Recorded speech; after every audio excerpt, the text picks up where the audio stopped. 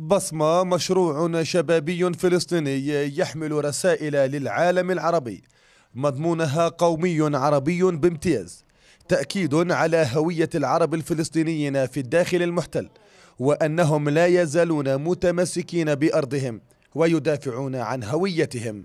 مشروع بصمة هو مشروع فني ثقافي يتعامل مع قضايا شعبنا الفلسطيني بأسلوب حضاري فني ثقافي راقي جدا، من خلال تحطيم سلسلة أرقام قياسية في موسوعة جينيس في المجال الثقافي للتأكيد على هوية الأرض الفلسطينية وللتأكيد على وحدة الشعب الفلسطيني داخل فلسطين المحتل، مع أهلنا في الضفة والقطاع، مع أهلنا في المهجر والشتات الفلسطيني أينما تواجد.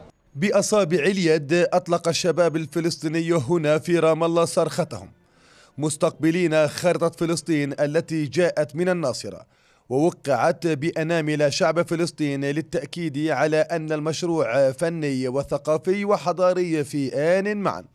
المشروع رام الله هو رح نجمع ان شاء الله اكبر عدد ممكن من البصمات لنوثق القضيه الفلسطينيه ولنوثق ان احنا جزء لا يتجزا من الوطن العربي، ولنثبت انه القضيه ما رح ننسى القضيه وما رح ننسى النكبه ولا رح ننسى النكسه، وان شاء الله راجعين. عم نجمع فيها بصمات من كل فلسطيني بنقدر يجي ويبصوا معنا لنوصل رساله انه احنا شعب واحد، ان كنا في 67 في 48 في الشتات في كل مكان، احنا رسالتنا شعب واحد، شعب غير مقسم، تقسيماتها اللي احنا ما بدنا اياها. مشروع بصمة أطلقه الفنان الشاب هاني خوري، يرافقه 300 متطوع في كافة بلدان الوسط العربي لجمع هذه البصمات الفلسطينية لدخول موسوعة جينيس للأرقام القياسية بأطول خارطة مرسومة وموقعة باليد. نؤكد على هذا الظلم التاريخي الذي وقع على أبناء شعبنا. اليوم نقوم بالبصمة بألوان العلم على الخريطة، هذه البصمة التي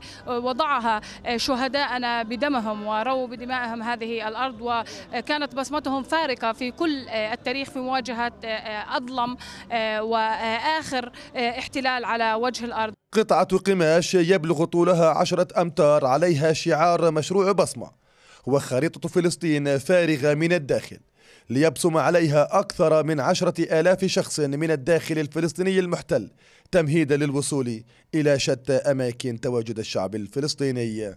من الناصرة إلى العالم، رسالة فنية ثقافية لتسجيل بصمة شعب فلسطين على خارطة دولته السليبة، وللتأكيد على الحق الأزلي بتراب أرض كنعان، وتجسيدا لحق عودة كل فلسطيني إلى أرضه لتجوب هذه الخارطة أرجاء البسيطة لتدخل موسوعة جينيس للأرقام القياسية. فراس طالين فضيت معا رام الله.